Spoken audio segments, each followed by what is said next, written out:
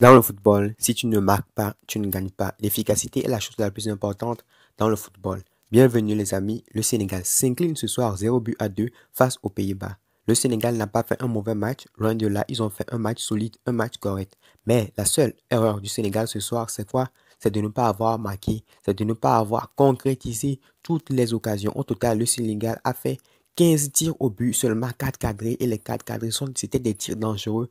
Il faut aussi noter que le gardien des Pays-Bas a fait de très bons arrêts, mais on ne peut que regretter l'absence de Sadio Mané ce soir parce que le Sénégal était dans un bon soir. Le Sénégal était à la hauteur de l'événement avec un Sadio Mané présent ce soir. Je pense qu'il aurait pu faire la différence. Bref, il n'est pas là. On va pas s'attarder là-dessus. Mais je vais quand même citer quelques individualités côté Sénégal qui ont fait un très bon match. Je pense à Kouyaté qui est sorti sur blessure, mais il a été énorme. Il a été énorme. Je pense même que sa sortie hier pour quelque chose dans les buts du Pays-Bas parce que ce mec-là, c'était le patron. C'était le patron du milieu. Il m'a impressionné. Il y a aussi Koulibaly qui a fait un match assez solide, assez costaud. Mais Edouard Mendy dans le goal, c'est pas serein. Sérieusement, Edouard Mendy n'est pas serein. Je ne sais pas que c'est parce qu'il n'est plus titulaire à Chelsea ou quoi, mais Edouard Mendy, c'est pas serein. Il va falloir revoir ça. Edouard Mendy n'est pas serein. Abdou Diallo qui faisait un très bon match, mais il s'est blessé. Le Sénégal a beaucoup perdu ce soir. Ils ont perdu 0-2 contre les Pays-Bas. Ils ont perdu deux joueurs qui faisaient un excellent match. Abdou Diallo et Kouyaté. Vraiment, ça fait mal, ça fait mal. Le Sénégal mérite mieux. Le Sénégal mérite minimum match nul sur ce match. Et aussi, un truc que j'ai trouvé vraiment très bizarre, c'est la sortie de Boulaye Dia pour Bamba Dieng. Je pense que Boulaye Dia était top dans le jeu. Ses déplacements, ses appels étaient corrects. Je n'ai pas compris pourquoi Aliou Cissé a sorti Boulaye Dia parce qu'il était vraiment dans son match. Je pense qu'il aurait pu marquer un but. On ne le saura jamais. À la place, il a fait rentrer Bamba Dieng qui n'a pas du tout fait de bons choix. Il a eu deux occasions nettes. Le mec qui n'a pas su faire le 1-2 avec Ismaël Assar. Ismaël Assar a débordé. Il est rentré dans le cadre. Il lui a passé le ballon. Un 1-2. Bamba Dieng n'a pas compris. Il a tiré en l'air. Ce genre de truc-là, Boulaye Dia aurait pu faire 1-2 avec lui. Bon. Bref, Bamba Dieng ne joue pas beaucoup à l'OM et ça se voit, il ne fait pas de bons choix. C'est un joueur qui n'est pas en confiance.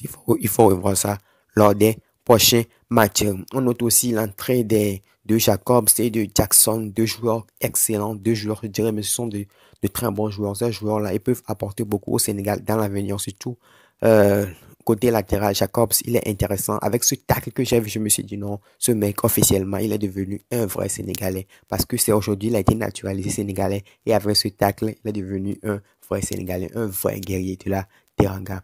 Voilà les amis, côté Pays-Bas, quel match de De Jong, mais quel match de De Jong. De Jong a fait un match énorme. Marquis qui n'a pas marqué, il a délivré une passe décisive. Il a été très important dans l'entrejeu. Comment est-ce que Xavi peut mettre ce mec au banc et faire jouer Sergio Busquets en tant que numéro 6? Mais c'est pas normal. C'est pas normal. Frenkie de Jong, physiquement, techniquement et vision de jeu, c'est un monstre. C'est un crack, ce mec. On a vu comment il a fait mal aujourd'hui au Sénégal. Même si des fois, il a eu à faire certaines pertes de balles, mais ça fait partie de son jeu. Il joue vers l'avant, donc il prend des risques. C'est normal qu'il y ait des pertes de balles de temps en temps. Virgil van Dijk, aujourd'hui, pas mal. Il a fait un match correct. Nathan Aki, des fois, il était à la limite, mais c'est pas mal aussi. Il faut aussi noter euh, attaquant des Pays-Bas, Gakpo, qui est très impressionnant. Je pense que ce joueur, après cette Coupe du Monde, il va plus jouer aux Pays-Bas, il va quitter le PSV Eindhoven pour jouer autre part. Voilà les amis, c'était l'essentiel à retenir de ce match. Le Sénégal. Bonsoir chers amis, bonsoir.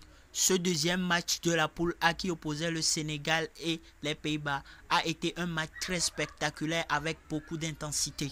Les Lions de la Teranga, privés de leur attaquant vedette Sadio Mané, ont dominé la première mi-temps avec beaucoup de prises de risques sans jamais trouver le chemin des filets. Rappelons que cette équipe des Pays-Bas a tendance à sous-estimer ses adversaires depuis un certain temps. Mais l'inefficacité des attaquants sénégalais a trouvé le chemin des filets.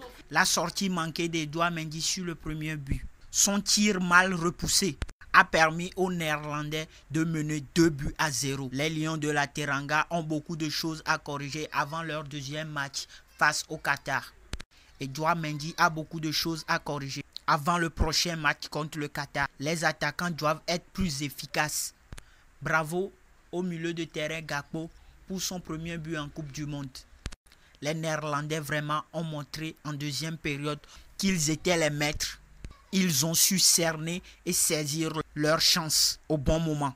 Franchement, c'était un match spectaculaire et de haut niveau.